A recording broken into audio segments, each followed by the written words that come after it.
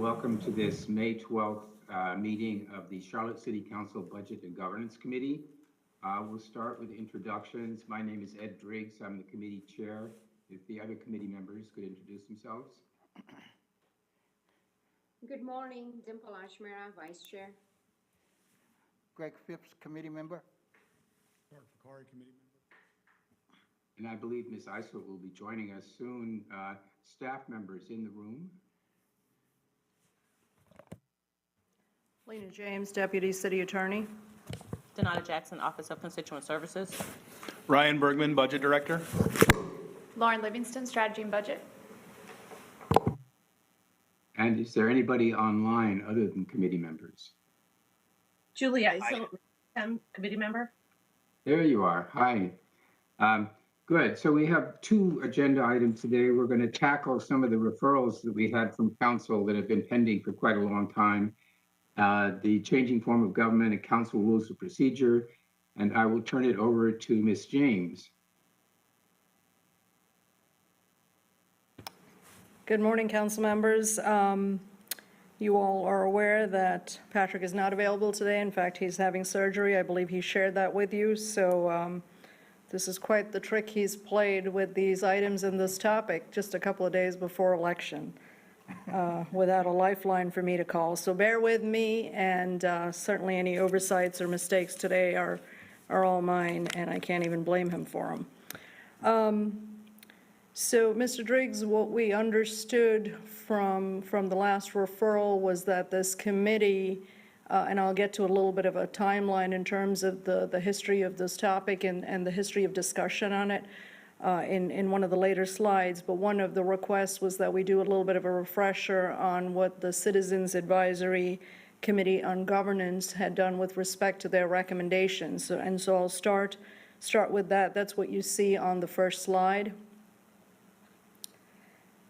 And that was the report that was prepared by that committee in 2020. It was, and you'll see in a later slide, sort of their timeline of discussions they had with this committee, with council, and when council adopted that report. The three items for purposes of this morning's discussion that were relevant are the question of the four-year terms, staggered elections, and adding the 8th district in lieu of one of the at-large, and those votes that you see are the votes of that committee. So simply just draw your attention to the fact that obviously the recommendation on adding the 8th district was a unanimous vote from that committee, and certainly overwhelming on the staggered elections. And the recommendation to council was that council either take action or take it subject to a vote or referendum. If we can move to the next slide.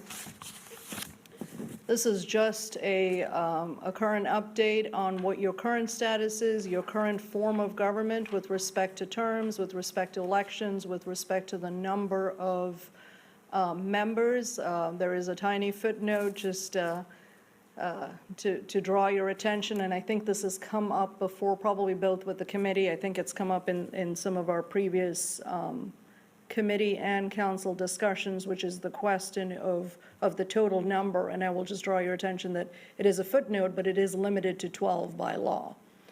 The considerations down below, so again, I'm sorry, the column on the right, the recommended is a summary of what the recommendations are from the Citizens Advisory Committee, and the considerations down below are the three different options under which council could proceed by law if you decided to make changes to either all three of those areas or any one of them, that being four-year terms, staggered elections, or adding an 8th district.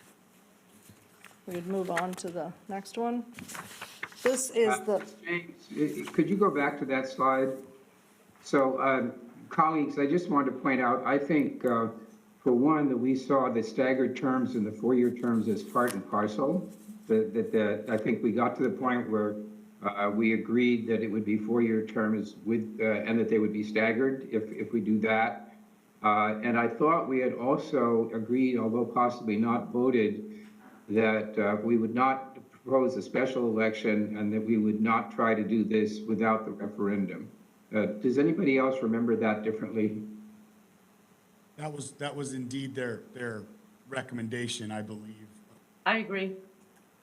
All right, so, just in order not to kind of include a lot of questions that we've pretty much already answered, let's work on the assumption that as we look at this four-year term issue, it's going to be, it will be with the intention of having the referendum. And the other thing I'll mention is if we bundle the 8 district representatives with the four-year term decision, that involves drawing of maps and things. So that makes it more complicated, I guess is all I'll say.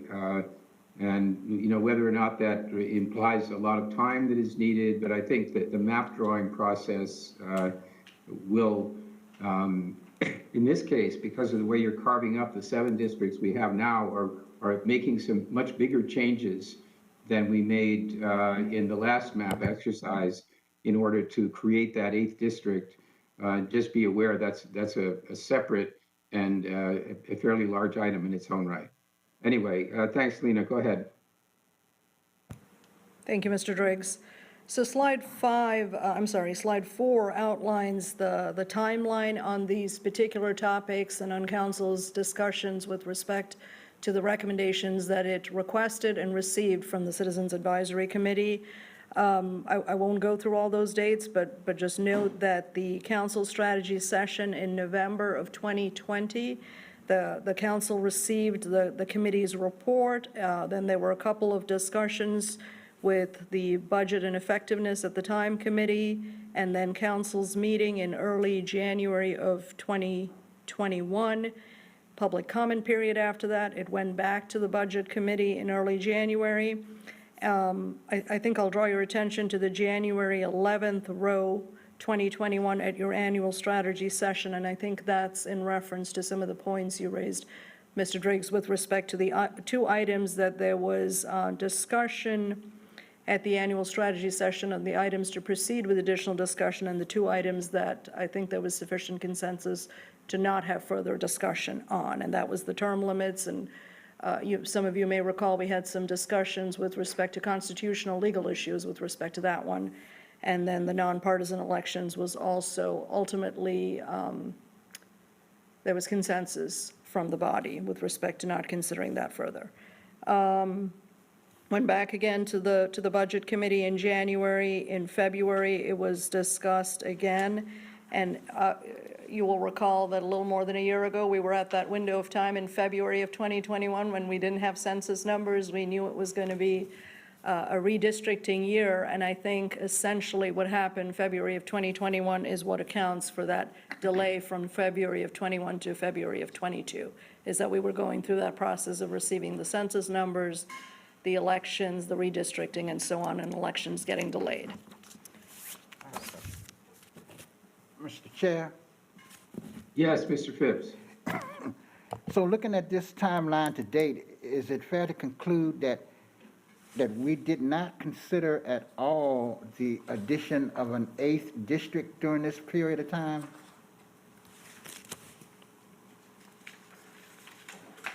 I recall that it was alluded to in 1 or 2 of our conversations, but without any conclusion or without establishing a majority position on the part of the committee. Okay, so us bringing it up now then, this would be the first detailed discussion we're having about the possibility of an additional district. Yes, I don't remember full council really tackling that at all. I certainly have no impression about the position of full council on that one. And so, yeah, I think that's something that we need to formalize now as a committee with a recommendation to the full council. So, Mr. Driggs, if I may, Yeah, I remember us having a discussion with full council on adding another district seat, and we had decided, at least majority of the council had decided, from what I recall, because of the redistricting process, we had decided that to defer that till the redistricting was complete, because we didn't want to muddy the waters with our existing redistricting process. So that's what I recall, and that's the reason we didn't include that in our discussion. I agree with that, and thank you. I didn't get any impression when the topic came up what the preponderance of sentiment was. We just thought, let's not attempt this while we're going through this other map process that we needed for our election. So to that extent, we enter that subject at this meeting without prejudice, if you will. We just need to think about, whether that's a thing that we want to tackle or not. But I would suggest we circle back to that after we've heard the rest of this presentation, because there are issues about timelines and stuff that might be relevant. So, Ms. James, unless there's someone else, if you would continue. Thank you, Mr. Driggs. I'll just add, I believe there was discussion among council members probably on the question of the 8th district in some of the discussions with the redistricting ad hoc committee. So that may be, we're getting all the different committee and council discussions a little bit confusing, but my recollection is there was probably some discussion from reviewing the minutes, but not any formal decision or vote on that particular question. But certainly would have been hard not to discuss it as we were discussing the ad hoc committee last fall. Yeah. I'm sorry, so we'll go to slide 5 and 6, and this was just, Mr. Driggs, at your request, just trying to pull together the history of sort of local elections in Charlotte. I'll note that the darker green rows are the ones with respect to the city, to city council and mayor. The lighter color is when this question of changing the form of government, of the governing body taking action on it, and the instances in which it has been on a ballot. It was just an attempt to summarize that. So the light green applies for the Board of County Commissioners and the school board. The darker green goes to the city. So dates back to 1974, and I think a lot of this information was included in, again, the Citizens Advisory Committee, and was shared by that committee with full council when they presented their report. I'll note that I believe from 1977 on, it looks like the city had the 7 at-large, the 7 district and the 4 at-large, and that has been our form of government since around that time. It did come up to return to 7 at-large, which was what it was before that in 1981, and you see that that item was defeated for the city of Charlotte. Can I ask a question, Mr. Driggs, Mr. Chair? Yeah. Do we know why that came up in 1981 to return to the former system, and who initiated that, or what sort of demographic of people initiated that? I don't know offhand, Ms. Isolt, but I would hazard a guess that it probably had a little something to do with probably 1980 census numbers, but in terms of demographics or, who was requesting that, I don't know offhand without looking into it further. Okay. It may have been a redistricting year, though, in 1981. So that was petition initiated, meaning that it came from the community. So clearly had enough votes to get to a referendum. Right. I'm just curious. I think it would, whatever the experience was, I think it's good to know as we make these decisions. Because there's also been another, well, anyway, I don't mean to interrupt the presentation. Thank you. No problem. On slide 6 is the rest of that historical timeline with respect to the city and the county, and I will just draw your attention to the last vote that the Charlotte City Council took in 2019, February of 2019. I think it speaks for itself in terms of what the motion was there. There was a little bit of discussion at the time, and I'll just share with you some of the, having gone back and looked at those minutes, I believe there was only a couple of speakers, maybe only one. There were actually not a lot of speakers at that discussion in 2019, but there was discussion from council, many of whom are still on council now, including some of you.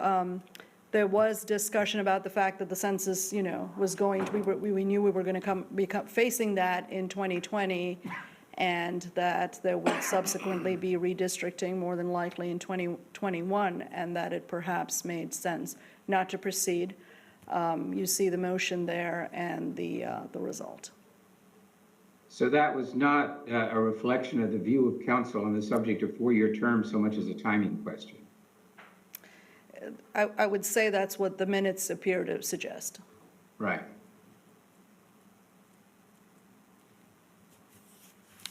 Okay. Slide 7 is really just the legal background without citing all the applicable statutes in the law. This is the process. We have some other slides that show it in some other ways, some visual and timelines that might be a little more helpful, but essentially, I think the bottom line for council is you can adopt a resolution, there are timelines associated with all of this, public hearing, and then after you adopt the resolution of intent to change the form of government, what you're then doing after that is having a public hearing, noticing that and publishing it to the community, and then adopting an ordinance to change the form of government. If that ordinance is adopted and includes the provision that it would be subject to a voter approval, then essentially you're adopting an ordinance and putting it on the general election ballot. If you adopt the ordinance without it being subject to a voter approval, then essentially for the city of Charlotte, based on our population, 5,000 signatures of qualified voters would force it to a referendum. And the action in 2019 that council took was, the motion was to have it subject to approval of voters. So, and then the last bullet is simply the note on special elections. Essentially what that means for us, and you'll see the timeline in a little bit, but because of particularly the 70-day time frame that applies there, for the time that's required after council's adoption and before the item is on the ballot, in 2022 it only leaves you with the November general election date. The slide 8 is just your schedule for this year. And I'll just note that, I think there was a request to kind of consider the timeline and what it might look in 2022 and also 2023. 2023, we can guess what the schedule would be. It would be something similar to this, but we don't have those exact dates. So I'll simply note that if you decided to proceed in 2023, the timeline that we're showing you for 2022 would give you some indication if you started mid-year what it would look like. The benefit and the value of 2023 is that you could actually start the process in January, as opposed to where we are now in the middle of May. So that's simply the difference and what compresses the available dates for public hearings, for adoption, and so on. So slide, I guess it's the 9th slide. This is when the attorney's office gets fancy, and it probably doesn't necessarily end well. But this was our attempt to show you on a linear timeline what that looks like and what the applicable timelines are. The letters that you see on the line bar are your strategy sessions, business meetings, zoning meetings. So that's what those ZM or BM are. And you'll see that what we have offered as proposed dates for the initial action could begin as early as, even though council doesn't typically vote at a strategy session, could begin as early as the first meeting in June, or as potentially as late as the last one in June. And then the remaining dates, which are listed on slide 8, then follow that timeline. So if, for example, you had adopted the resolution on June 6th of 2022, then you would have your publishing of the notice on June 17th. You follow slide 8 further down, the public hearing would be on June 27th. You could adopt the resolution on August 15th. You would publish adoption of council's resolution of the ordinance changing the form of government on August 25th, and the item would be on the ballot on November 8th. So that's just taking the first date in each of those applicable categories. So Lena, are we in a position now where the committee has in fact already recommended to full council that we pursue the 4-year terms? And therefore, are we now only talking about when?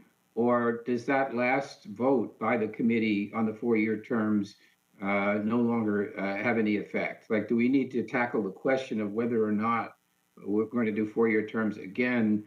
Or are we discussing at this meeting only when? I mean, you have some different committee members now, so I would say that there might be some who might say there should be another vote, but certainly the Budget and Effectiveness or Budget and Governance Committee has taken a vote on this particular item, and it's been obviously discussed by the full council at their strategy sessions. There was a lot of discussion at the full council level. There was not a vote on any of these questions in Right. 2021. The fact that we discussed it with the full council does not necessarily mean that as far as the council is concerned, they have received a recommendation from this committee and it was sent back only, like with the charge when they sent it back, was it just to think about the timing? Or did they just sort of say, look at it again and, start from scratch? Yeah, my recollection was to just sort of get a refresher on the Citizens Advisory Committee and the recommendations in the context of having then gone through, given that we had gone through the redistricting last fall, and now at the beginning of this year, we were sort of recapping, I guess, level setting, where are we now? What does it look like? Now at least we knew where our primary and general election for council elections were. But quite frankly, I don't know that there was a lot more specificity beyond that in terms of, and that's certainly not a criticism of the referral, but just to say, I think it was to send it back and have this committee reconsider the questions again. All right, Ms. Ajmira? Yes, I just have a couple of comments here. Certainly, this is a very aggressive timeline. So if we are going to do this, we are going to have to, well, I would only support if we are going to put this on the ballot. And with that being said, I just think from the communication perspective, really getting the messaging out there, who will be sort of running a campaign for this? Do we really have enough time to do this? I understand the legal time frame, but do we really have enough time to do the campaign, and why we need 4-year term? I just think it's just a very aggressive timeline. I absolutely agree with that. So in all of my discussions about this, recognizing, among other things, that the last referendum only a couple of years ago for the county failed 2-1.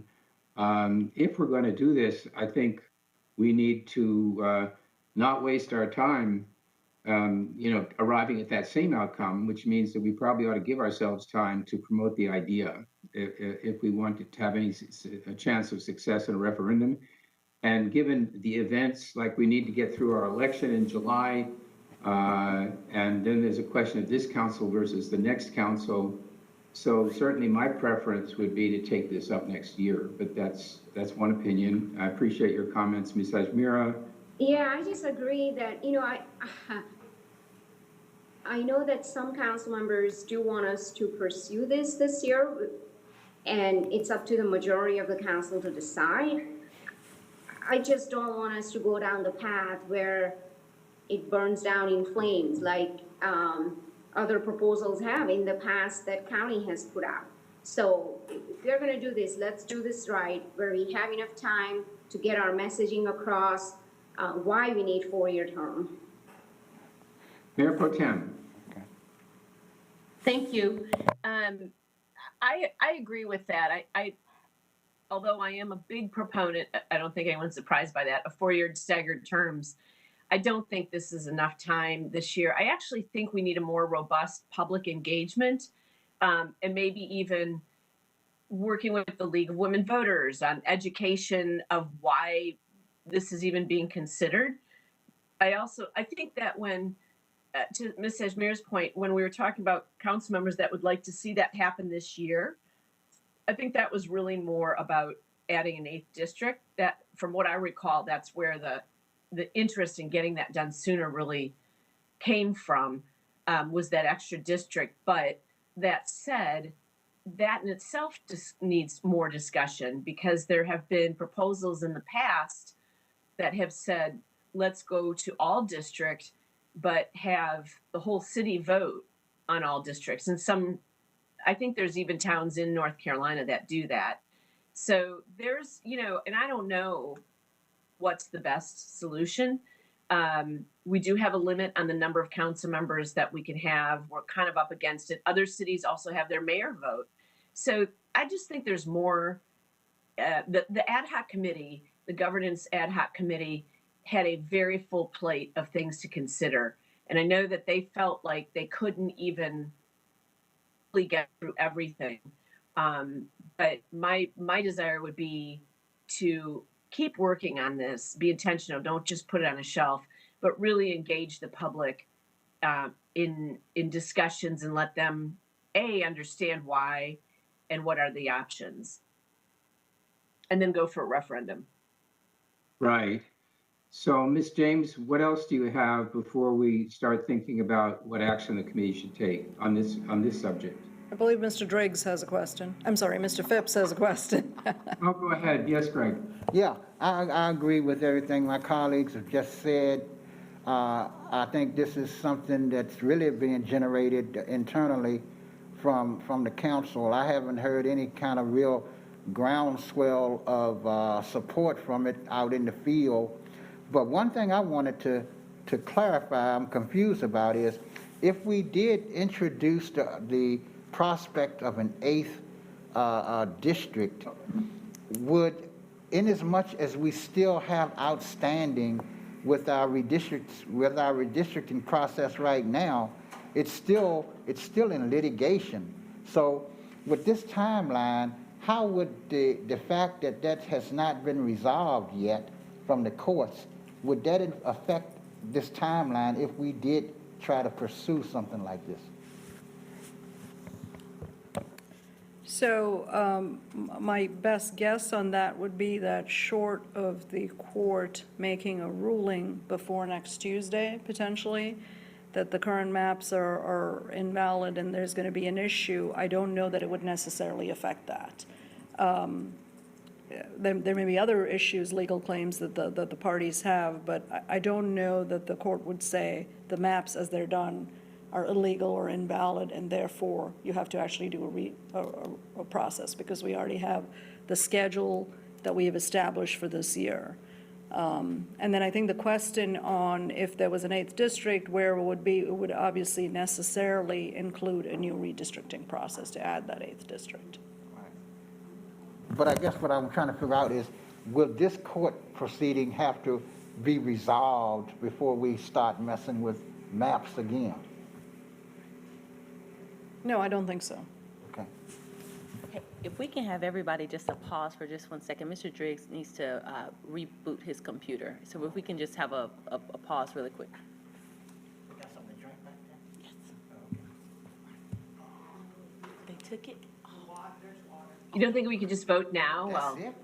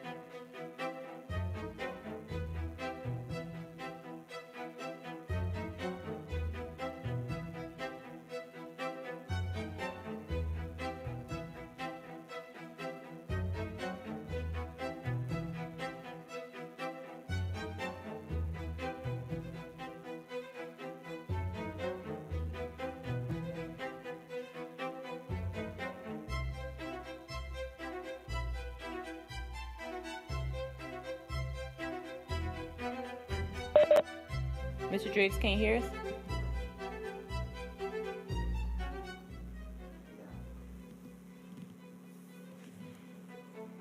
Mr. Driggs, can you hear us? I'm back. Can you hear me? Yes, we can hear you.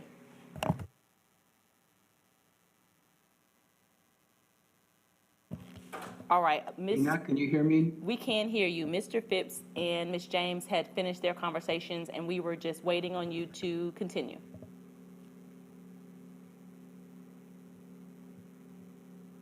Okay, I don't think he can hear I'm us. not hearing any sound. okay, hold on. Hold on.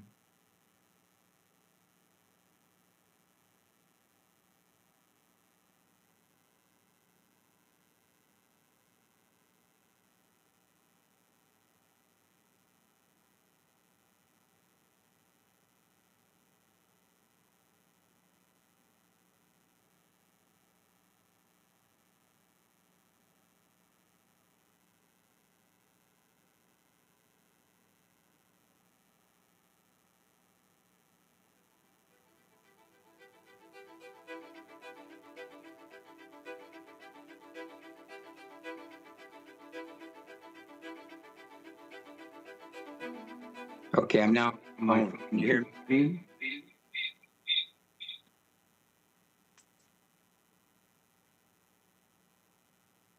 Yes, I can hear you, Mr. Driggs. Okay. So Lena, do you have any more slides on this four-year term subject?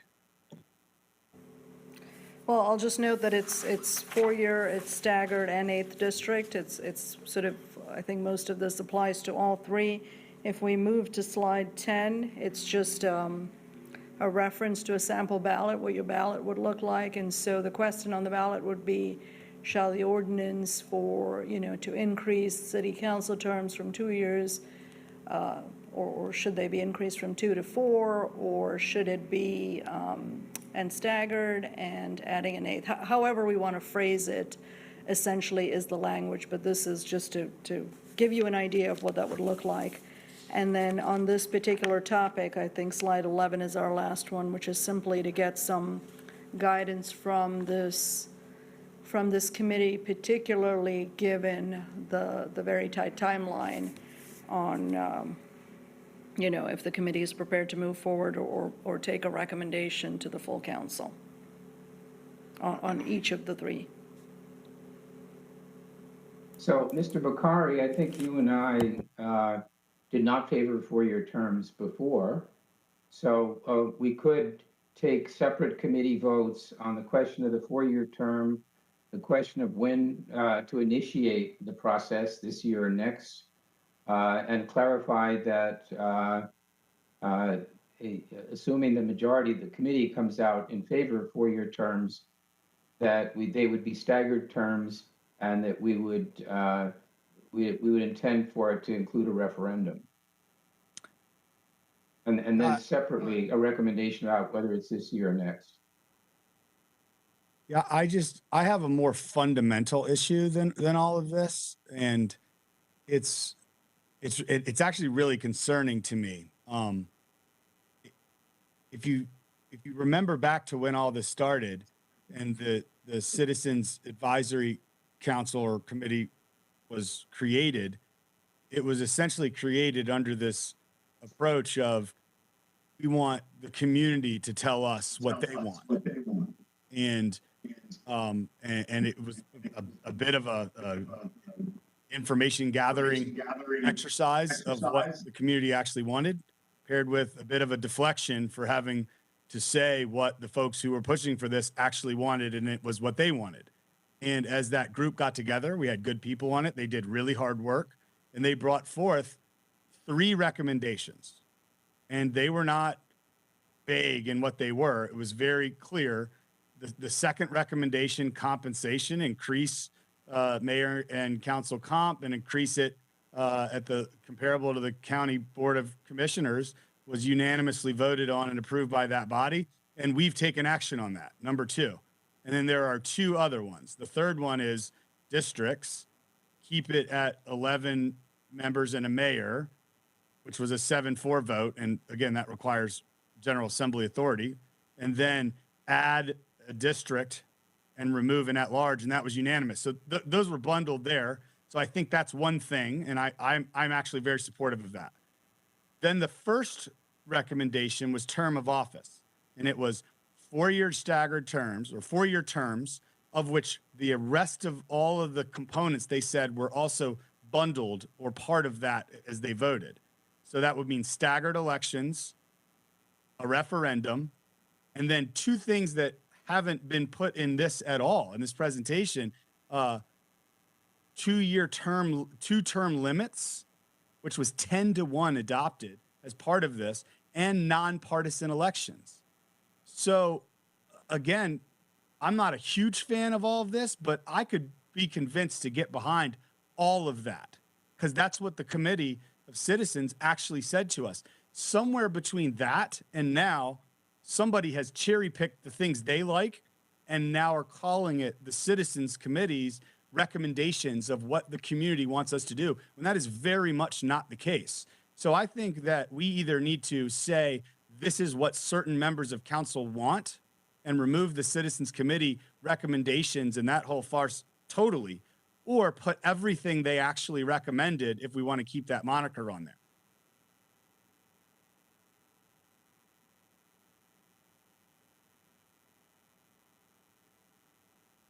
I think it would be worthwhile to just come back with what those recommendations were, to share that with all of us, just the whole sheet that had those recommendations, because I can't frankly remember exactly. Yeah, I have it up right now, Mayor Pro Tem. If I mean, it's recommendation charge 1, term of office, and then these are all part of a single thing: 4-year terms, staggered elections, 2-term limits, a referendum, and nonpartisan elections. And all of those had majority votes. So if we're going to vote on something that is committee recommended, we need to vote for that, or someone else needs to say something they want, which is not the mandate of what we had to do. Mr. Driggs, or Mr. Bakari, if I may add some context, slide 4 shows you the timeline of this council's actions. And your January 11th annual strategy session, there was a lot of discussion, I think I mentioned this earlier, consensus on the question of the 2-term limits. That particular item, it appeared that there was sufficient consensus that that's a North Carolina constitutional legal issue with respect to putting term limits, right?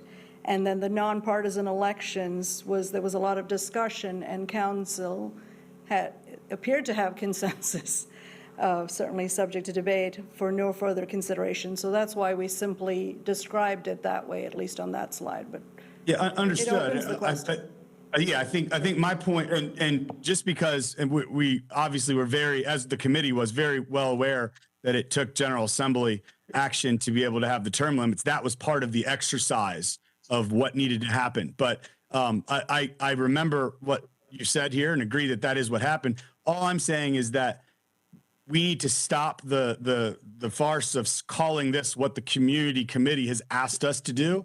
If we have cherry picked out the things we like and we are forgetting conveniently the things that we didn't like, because now they bundled all that together as their proposal, and their proposal does not stand anymore if you start taking out pieces, because that was how they ultimately got consensus. Well, they said, all right, I don't like 4-year terms, but if it's nonpartisan and there's term limits, all right, I could be part of that. Did they vote on those items separately, or did they vote once on that whole package? They voted across the board. They started with 4-year terms, which was 8-3. And then they did nonpartisan elections, which was 8-3. It was 7-4 for a citizens referendum, but then it went 10-1 for both staggered elections and 2-term limits, which again, all of that is contingent on assuming that the 4-year terms was bundled into it, because you're obviously not doing that without that. So my feeling about this conversation is that we are talking about the recommendations that came out of that committee that still stand after prior council discussions. And since they didn't vote on that whole thing as one package, I don't think it's, I don't think we're bound to regard it as a package, i.e., we will take up their recommendations one at a time and make our own decisions about which ones we want to act on. But I don't think it's a disservice to the committee to say that yes, we like that recommendation, we don't like that one. And a couple of them were more or less taken off the table on January 11th last year.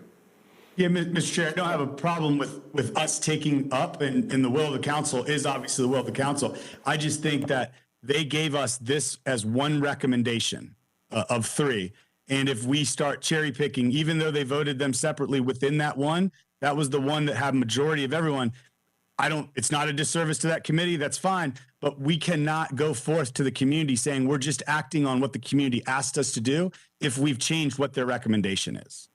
Understood. So we will be more careful about describing the fact that we are acting on some but not all of what was given to us.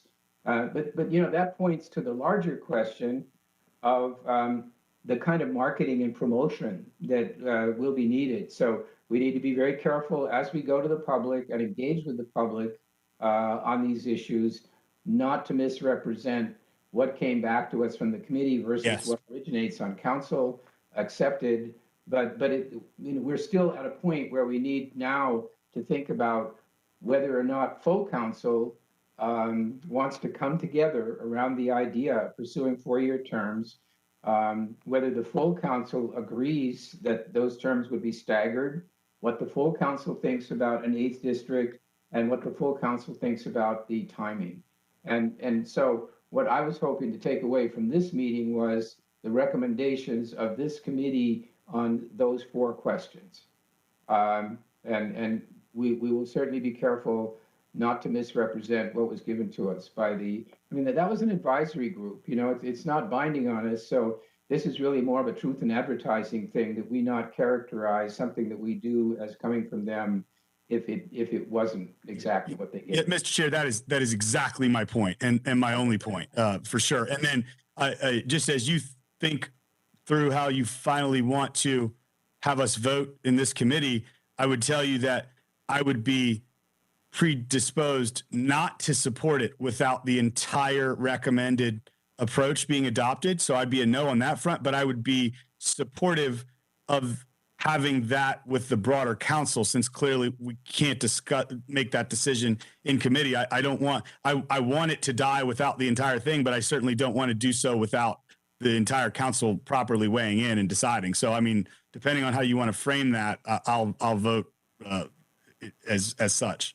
So would you agree or not agree that the entire council at that January meeting essentially took the question of term limits and nonpartisan elections out of the conversation? Do you think those folks are still alive, or are they? Have we dealt with that? I'm a little conflicted. I remember the conversation well, and we went around, and again, the logic of the term limits, which was 10-1 by the committee supported, was that it requires statutory authority from the General Assembly. We can go lobby for that and get that very easily if that's part of something that we all support. So on that one, I'm not fully confident that we decided it the right way. It was more like, oh, we don't have that authority. Well, that's okay. That just means it's part of a work plan. I do agree that nonpartisan elections was voted down at that point, more just on its own merits, which that's probably just going to prevent. We don't need to relitigate that, but there are probably some different people now on council since then.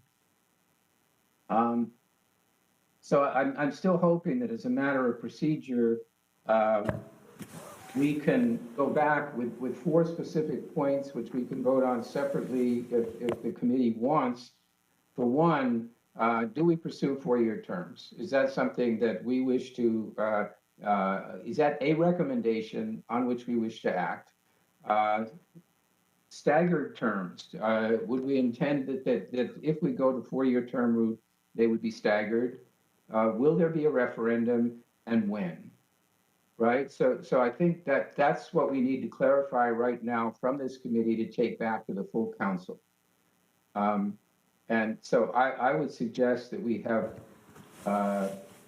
motion, I mean, we can combine the 4-year and the staggered in order to ensure that we're not talking about 4-year terms that aren't staggered. So we could say, motion 1 is 4-year staggered terms. The committee, On a referendum. and then, well, certainly roll that in. Is there enough consensus here that we have a motion that says that this committee recommends that we pursue 4-year staggered terms with a referendum next year? Can we Mr. vote on Chair? that I can as agree. one motion? Can I make a comment, please? Yeah.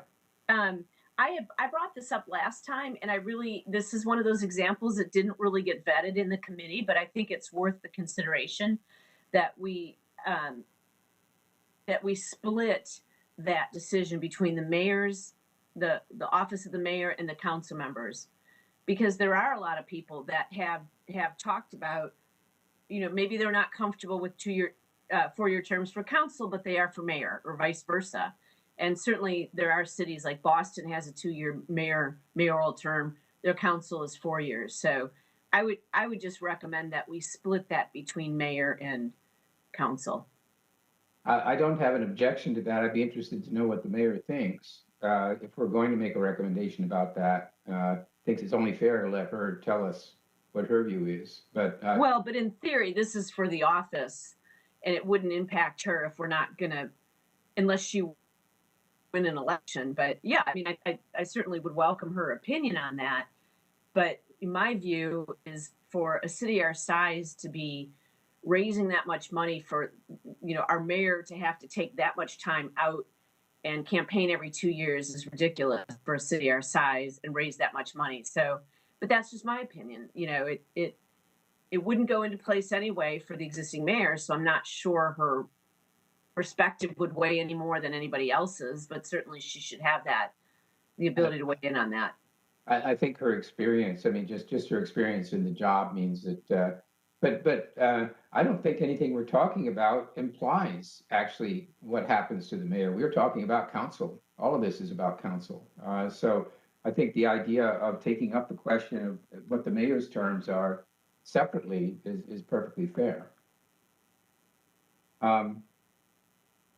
So once again, are we in a position now as a committee to go back to council with one recommendation that we pursue 4-year staggered terms subject to a referendum starting next year, i.e. that we initiate this whole process next year? Mr. Chair, just a point of, so you know where I'm going to go. If it's recommend pursuing it, I'll vote no. But if it's have the discussion and not assume that we're supportive or not, I'll vote yes. And I just want you to know that I'm assuming there probably would be votes without mine, but just in how you want to frame it. Well, actually, given your and my position, if we're going to say anything out of committee about 4-year terms, maybe we should have one vote, which is, do we want to pursue, do we recommend 4-year terms? And that may be a 3-2 vote in committee. If that carries by a majority, then I would be in favor of staggered terms referendum and doing it next year. So maybe if we want to separate ourselves, Mr. Bakari, from the committee recommendation on the 4-year terms, we do it that way. Yeah, I think that makes sense. So in that case, do I have a motion that this committee recommends to the full council that we pursue 4-year terms? Not otherwise qualified, just do we recommend that we move towards 4-year terms? I can vote for that. I can make a motion, Mr. Drake, subject to referendum next year. I second it. Wait. And wouldn't be staggered? You're not putting that language in there? Yes, Well, the staggered. whole point Mr. was- Drake had already laid that out. The point was that two of us don't like the idea of 4-year terms, but I think that if the council is going to do 4-year terms, I don't want to misrepresent Mr. Bakari, but personally, I'm fine that they're staggered if they're going to happen. Yeah. Therefore, I would want to vote no to 4-year terms and yes to staggered. So I'm how does totally that, a no on that, but it's fine. how does that fit into the motion? Well, the motion then would be a standalone four-year terms with a referendum was offered. So the motion that I heard was four-year terms, including a referendum. And Ms. Ajmera, did you say next year that would be in there? Well, timing is important for us to really get the message out. So even if we are doing this next year, I just want to make sure we are giving ourselves enough time where we don't wait till a month before or 2-3 months before the election to discuss this again. I think this needs to be an ongoing topic where we are building up the strategy and the communication messaging with the support of the council. No, I agree with you about that, but my only point is, your position on whether or not we should pursue four-year terms does not change depending on whether it's this year or next year, right? So we would vote separately to do it next year. We would do that, but the question about whether it's we want four-year terms, it can stand alone. It's like, do we want four-year terms, yes or no? And then do we want it this year or next year? And because I would say yes to next year, but no to four-year terms. And if we package it all together, then I'm just a no to all of it. So when we are saying whether you want four-year term or not, it's not that simple. All we are saying is we are putting it out on the referendum, and we are just letting the voters decide whether they would like us to have four-year term or not. I don't think it's council deciding at this point. All I'm saying is put it out on the ballot, and let the residents decide. So at this point, I don't think council is deciding one way or other. All we are deciding is we are just putting it on it will be a referendum. But the two options are that we do absolutely nothing and leave everything the way it is, or the action that the council would take would be to start this process that includes the referendum, because it is the view of council that is a place we want to go, recognizing that there has to be, there may or may not have to be a referendum. We heard about that, but I'm just trying to establish that the question of whether this council wants to go to four-year terms is something that we can answer and then separately consider when. Yeah, can I say something? I Yes, would go ahead. want the four-year terms subject to a referendum, and I would like to see the four-year terms staggered. But you're saying if you lump them together, then that wouldn't give you the ability to separate them, so as a four-year term or a staggered term. But I mean, you know, I want 4 years, referendum, staggered. Right, and so I would rather not do 4 years, but if we're doing 4 years, I agree that they should definitely be staggered, and we should do it next year, and we should have a referendum. So I was just thinking of breaking out the question of the 4 years from the other provisions, so that once the majority of the committee and later the council decides on the 4 years and we lose that vote, then we can still participate in decisions about how it gets done. Mr. Driggs, I'll just show you as an example, not to get deeper into the into the weeds, but at least if it helps for illustrative purposes, slide 6, which has the history of elections in 1995, shows you how the Board of Elections separated theirs. So the parentheses there say at-large members were initially elected for 4 years, district members initially elected for 2 years. And then, so it all depends on how you write that on the referendum in the ballot. I simply show that as an illustration, and then if there needed to be a carve-out or separation for the position of mayor, presumably you could include that as well, depending on how the council ultimately decides to adopt that resolution. Right, but should we in this committee clarify what we intend for that to say? I mean, are you suggesting, Ms. James, that we just, we have a general vote and then that we can consider the details of what it says on the ballot later? I think you could. I think you could do it either way, but certainly the question of how you make that demarcation of which ones begin, let's say, in 2025 with a 4-year term, whether it's, districts or just the at-large or District 1 through X, and the others are at a different time. I mean, all of that, I think, could and likely will result in further discussion. So that certainly could be determined later. All right, well, committee, I'm waiting for a motion at this point. I think. Well, the angles, but I'm going back to what Mr. Phipps just said. I wouldn't vote for 4-year terms unless they are staggered. So I'm not sure how this mechanism works, but my vote will be dependent upon whether or not we're talking about staggered or not I staggered. think it's best to just make whatever motion that is you're most comfortable with, and then we'll articulate this in comments. we've talked about it now.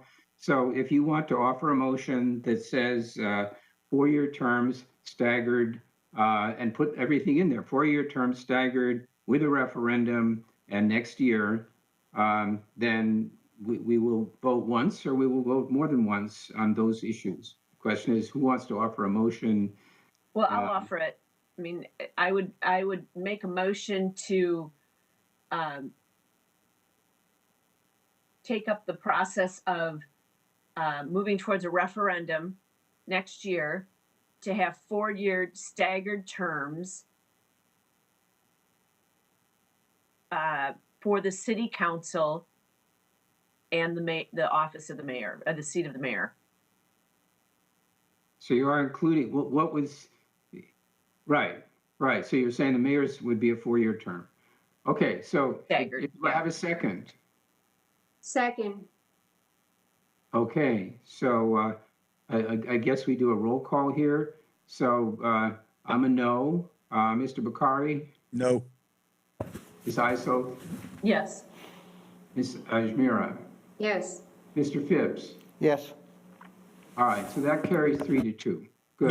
Mr. Chair, can I make another motion, even though I know the outcome? I'd just like it to be reflected in our conversation in the report out. And that would be a motion to also include the other 2 non-accepted terms from the recommendations from the committee, 2-term limits and nonpartisan elections. Right, so the motion is that this committee recommends to the full council that we have 2 term, we limit the 4-year terms to 2 terms for a total of 8 years, and that the elections be nonpartisan. Do I have a And that second? first one just says contingent upon garnering General Assembly approval. Right, and I think the view was that that was going to be an uphill battle, just to remind you when we talked about it, but okay, that's your motion. Do I have a second? So I'll second that.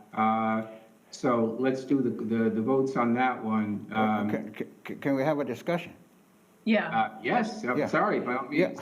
Yeah, well, I mean, I view those 2 items as being items that were discussed and settled at the time by virtue of the fact that it was approved with no further consideration. So that's what, that's how I feel about those 2 items. I think that they were discussed, and I wasn't around at the time, but it probably was pretty robustly discussed, and they decided that no further consideration was required, and to me, that took those 2 items off the table. And I'm assuming this will be voted down right now, so I didn't want to waste too much time, but my rebuttal to that would be, 1, there's different parties involved here, and 2, I think it was not fully understood by many at that time that they were voting down essentially portions of a single recommendation, and that context would be needed. And just our vote, even if it's down right now, will be enough for me to articulate that point, that we in the committee discussed it, and whatever happened, happened. I'd like to make a comment, as Yes. I think I may have been the only one that voted for the nonpartisan elections, but it did get voted down. So I would not be comfortable in trying to force that vote again because it got voted down, even though I support it. So if you want to break your motion out, into 2 separate motions, that'd be fine, but So but you're okay with term limit, the term limit discussion? Is that what you're saying?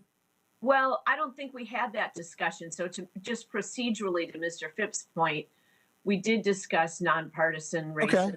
And we did vote on that. If- And that got voted down. We didn't, I don't think we voted on the term limit issue, probably because we were saying, well, the General Assembly doesn't allow it. State law doesn't allow it. Right.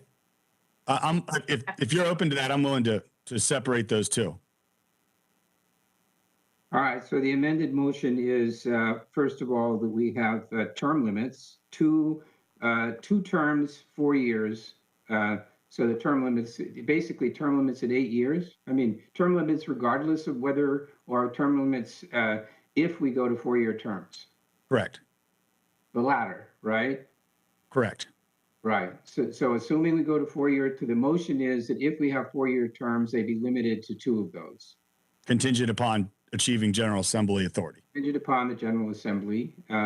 And I will second that based on your suggestion as the Intergovernmental Relations Chair that you think that's actually attainable. Yes. So now we'll vote on that, right? Mr. Bakari, Yes. Ms. Isolt,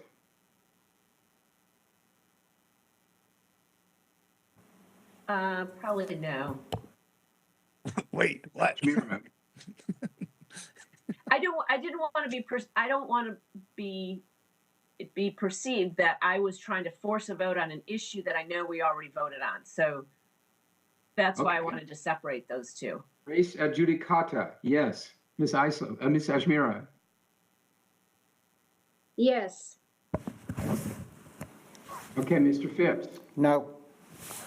So I think that carries 3-2. Yeah. All right, so we'll just report back to the full council. Then, I am highly maybe we'll confused. have to take that on. Intergovernmental. Yeah. Yeah, it's all yours, Tark. So make your second motion.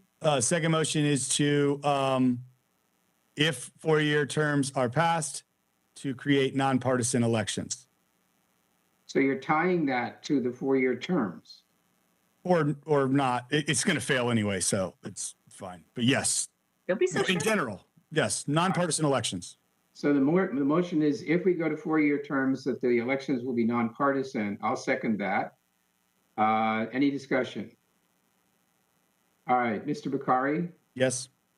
Ms. Isolt, Acknowledging that we did vote on this, but I have to vote again because the motion is out there. I say yes. Ms. Ajmira, Yes. Mr. Phipps. No. So I think I heard 4-1. All right. Wow. So we'll talk about that again. I'm not sure it's a bad idea for us to talk about that again because I bet our colleagues don't remember what happened. So we'll take that back. And with that, I think we're done on this subject. Anybody else have anything on this? Did we vote up the recommendation for the districts? Well, I regard that as separate. I was going to go on to that Oh, next. sorry. Yeah, go ahead. Yeah. So the district thing was included in the slide that summarizes the recommendations, but I don't regard it as part and parcel of the 4-year decision. And therefore, another question is, do we want to go to 8 districts? And in particular, since we have now recommended next year for the 4-year terms, this is something that we could take up at the same time. It does require a referendum. It is within our authority, subject to a referendum. It's very much like the other thing. And correct me if I'm wrong about that, Ms. James, but this is something that we could try to do that could be petitioned, or we can just start doing it intending to conduct a referendum up front. That's So, correct. That's something that's available to us, particularly if it's next year. My concern was if there was a feeling that we wanted to try to do all of this year, that would make it very complicated. But if this is something we want to do, recognizing that when we get down to the details of what those maps look like, it's going to be a much bigger conversation than this last one was, where we shifted around a couple of precincts. But I guess the floor is open here. Who has Motion to recommend moving to 8 districts and 3 at-large seats effective next year with a referendum. I'll second that. Any discussion? Ms. Isold? I would like to make a substitute motion to consider 11 districts with the whole city voting for each district rep. Do I have a second to that? I'll second that. All right, discussion about that. I will just say that when you do that, it seems to me that you're really defeating the purpose of district races, because now you've got, instead of having a district representative chosen by the people in that district, I think you have a potentially random outcome with the entire city voting on who the District 7 person is. For example, if District 7 were largely majority Republican, and you run these district races at large, you're going to get a Democrat representing a district in which the preponderance of voters are Republicans. So I think the representation of the district is undermined by not letting the people in the district make the choice. Actually, a Republican first brought up that proposal, I believe. Well, we're not all smart, you know, so not all Republicans are smart. I think that it isn't a political party thing for me. I think it just, it gives people the ability to, it has more to do with the work of the council, frankly. I think it forces the district representative to consider the work that we're doing from a very at-large point of view, because everyone's vote is the same. And I just think that we run the risk sometimes of people only voting based on what they want in their district. And there's just not that many issues that we vote on that really only impact one district or another. It's part of the... Mayor Pro Tem, I think, I don't know. I mean, I think that for a variety of reasons, it's a very, very bad idea. There's good intent in it. And I just think in practice, it will make a single party system 100% across the board. And it will completely take away the district level accountability of executing for constituents. But I also think that we've got a recommendation from a committee here in front of us. So I'm not opposed to having two votes, but I would hate for a substitute motion to pass and we put forward something like that and not also put forward what the actual committee's recommendation was. So is there a way that we could just do two motions and We can separate it, right? So Yeah, we could do that. We could separate that. I didn't, this the other, it really is more of, in the context of the larger discussion, which we agreed we need to have, Sure. adding another district. I don't know how to phrase that really, but so that we're not completely tied to adding one district, but that it allows for conversation as to other forms that councils take throughout the state that seem to be effective. So Ms. Isold, the only thing I would say about that is I agree with you that most of what we do is actually citywide. So the importance of the districts is not that there is somebody that looks after the interests of District 7. That's incidental to the district job. The importance of the district is that the people in that district feel that they have a voice in the discussion about issues that affect the whole city. Yeah. All right, that's fine. Let's just stick with the first motion. Okay. And in discussion, if people want to bring it up, they can bring it up. All right, substitute motion is withdrawn, so we go back to the original motion, which is that the city council races be nonpartisan and not linked to the outcome of the 4-year thing, or that if it's 4 years, they are nonpartisan. No, I think we're back to, we already did that one and we're back To to the 8th district. the 8th district. Yeah, sorry. Are we? Okay, I think I got off the tracks there. So the motion was put forth the committee recommendation to have 8 districts and 3 at-large seats next year, contingent upon a referendum. Right, and Ms. Eisel, you had said that would be, good. Okay, I get it. All right, I will second that. Are there any, Yes, I have a question. So this question is for attorney. Ms. James, do we have legal ability to add another seat without removing at large? Your total seats are limited to 12. Okay, so that means we could add another one without No. having to remove. No, I'm sorry, you could not. including the mayor? Including the mayor? Including the mayor, Oh, correct. including the mayor. Okay. Without receiving approval from the General Assembly. I mean, you could change the law, but short of that, all cities are limited to 12. Well, TARC could change the law for us. I'm changing it right now on my phone.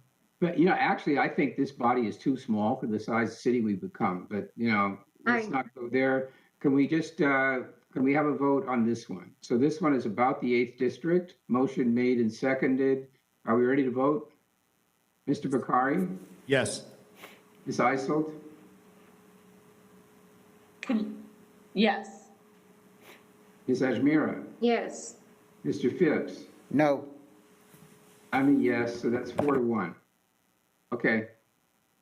Now we have 13 minutes left and we have another topic. So I think it's good that we had a robust conversation because this is important, what we've just talked about. But Ms. James, do you want to just tell us what the next topic is? Let's see how far we can get in the time we have left. Sure. So some of you who were on this committee last year and probably in 2020 as well will recall that we've had a lot of discussion at the committee level and quite frankly at the council level on this topic. The general topic being the question of whether or not council wants to make revisions to its rules of procedure. And then specifically, we've had a lot of discussion and votes and recommendations out of this committee on the question of how to revise Rule 28 of your rules of procedure, which has to do with telephonic or electronic attendance at meetings. And that was a rule that the city of Charlotte had in place even prior to the pandemic. What has allowed us and continues to allow the city of Charlotte to continue to meet virtually is based on the authority that we received in 2020 for remote meetings and remote meetings law. I think, so I'll just go to slide 14, I believe. And actually, slide 14 was simply pointing out the general buckets and areas of topics for you. And then slide 15 summarizes the specific law as it applies to electronic meetings, the General Assembly's action on the new remote meetings law, and then council's rules of procedure, Rule 28, that predated the remote meeting law. And then the next slide identifies, and I think Patrick has, Mr. Baker has discussed in great detail, the legal issues that surround what happens with respect to quorum and with respect to voting, if and when, not if, but when the state of emergency is withdrawn and we're no longer operating under that, and presuming that the General Assembly doesn't otherwise revise the law to allow for remote attendance after the termination of the statewide state of emergency. So, Mr. Driggs, it may be helpful if, rather than go through all the laws, and I'll note one omission on our part, on slide 17, the title of the slide says Rule 28. In fact, we had proposed in this committee, you'll recall, had a lot of discussion on adding a provision to Rule 5 of your rules of procedure.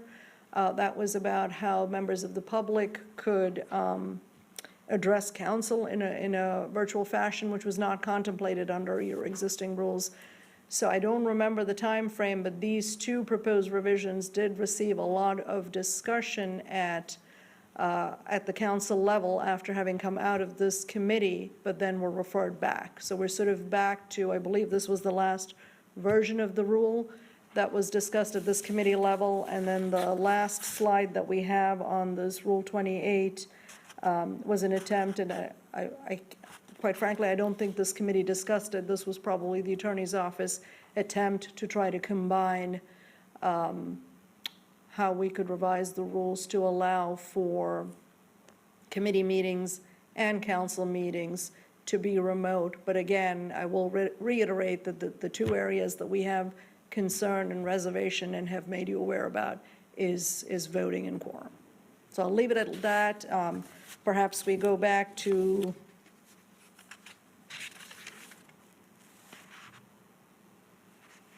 slide 15. I don't, wherever it may, I can try to answer questions or address your specific concerns or issues. So Lena, could you tell us, for one, when the state of emergency is lifted, we revert to the rules that we had in place before, which is what you're describing here. And could you tell us in sort of plain English, under what circumstances can somebody under our existing rules participate in a meeting without being physically present? So I think that would be the Rule 28 right there at the bottom of that page. For committee meetings, for council committee meetings, to the extent there is illness or injury, committee members could participate remotely and may vote. That's under the existing Rule 28 in your rules of procedure. For council meetings, I'm sorry. And then for council meetings, it could be done during emergency meetings or for regular or special meetings where somebody may attend remotely if it's necessary for a quorum. The specific reasons, as they're written under your current rules, are tied to weather, civil unrest, emergency, and the meeting needs to continue to avoid the need to renotice or to take action for matters that cannot be delayed. So that's how it's currently written. And I don't know if everybody remembers a lot of what we discussed, but I think we came back to a place where there was meant to be a strong presumption that we were in person. And frankly, since we've been in person again, I really appreciate the value of having our meetings in person. So the question is whether there are any conditions other than the ones in our existing rules that that we want to modify in this language based on our experience of the last couple of years.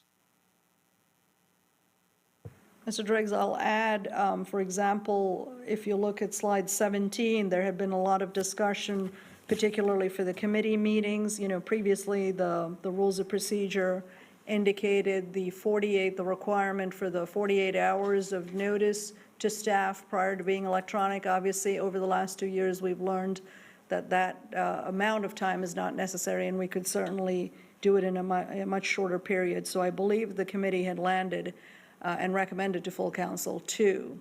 But again, council ultimately did not take action. But I just show that as an example of where we had proposed some changes, and then the same on council meetings with respect to what types of medical conditions, illnesses, family emergencies, et cetera.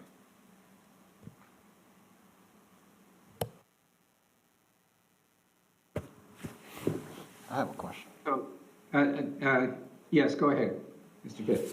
Yeah, I was just wondering, are we aware of any discussion by the General Assembly to make any changes to this rule when the state of emergency is lifted?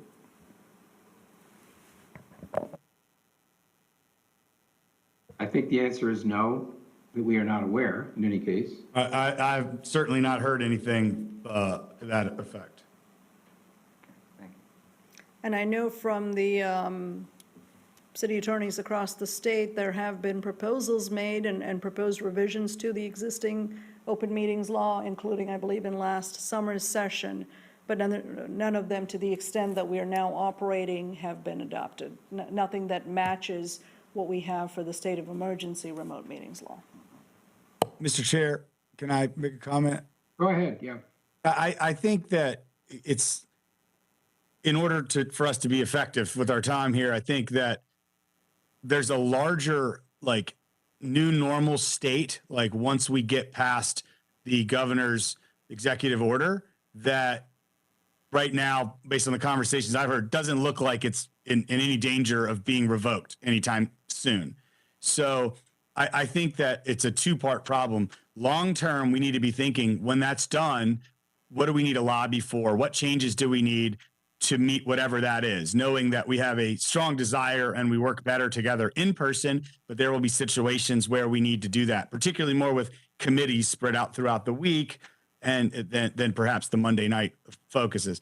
However, I think there's a short-term thing, which is right now, the way the executive order and laws are written are very clunky. Like, we waste so much time having to do roll call votes on innocuous things and stuff like that. So I think the better action right now would be to make a laundry list of like really effective tweaks to the executive order for us right now that would make us be able to do this better and not make it so painful.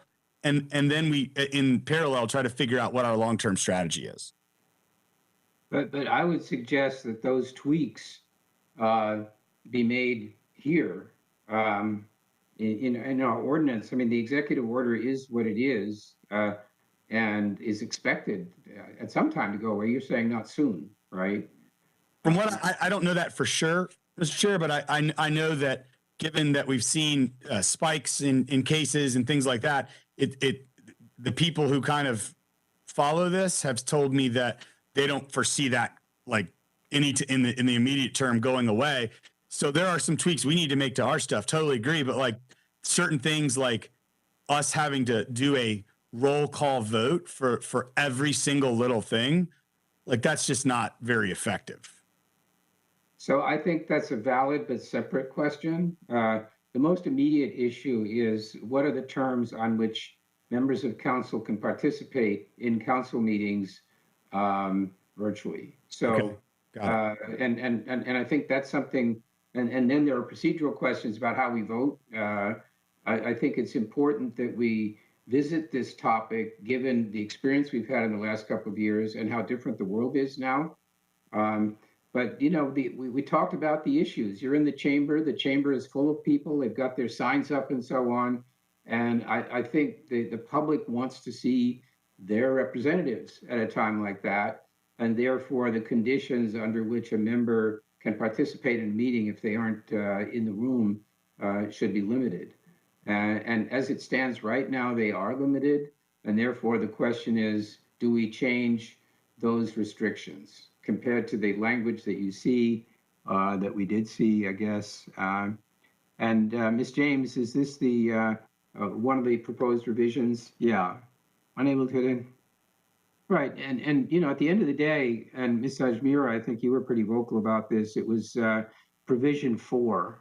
And the difficulty with that is that it basically throws the thing wide open. There is just no enforceability around medical condition, illness, or family emergency. So the question is, can we assume that council members will understand that you really have to have like a note from your doctor, or you have to be going to a hospital with a child or something like that? Or is this going to be regarded as something that could be invoked casually and result in 3 or 4 members being virtual every time?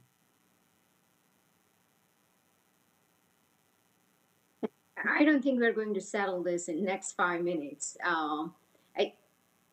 I have another commitment that I need to attend. So I just think this needs some time for discussion. So why don't we report back to council that we took up this subject, didn't have time to conclude it, and acting on Mr. Bakari's advice that the state of emergency will be in effect for a long time, we figured we could discuss it further at our next meeting. Is everybody okay with that? Mr. Driggs, with the asterisks of, I think we need to get a sense of what full council, like what their parameters are, because this could be contentious, and rather than us waste a ton of time in committee, like crafting something that this committee thinks, and then there are others with totally different views, maybe we just get some initial quick feedback from all of council. Right. So when I report out on this meeting, I will say that the committee would welcome indications from the council as to what direction we ought to go. And it's like, you know, a nod or whatever. And then we could process whatever we get from them further in the detail. So, Perfect. Yep. yeah, fine with that. Okay, so do I have a motion to adjourn? So moved. Second? Okay. All in favor, hang up. Thanks, everybody. Thank you, Mr. Thank Driggs. you, Ms. James. Thank you. Good Thanks, job. Ms. James.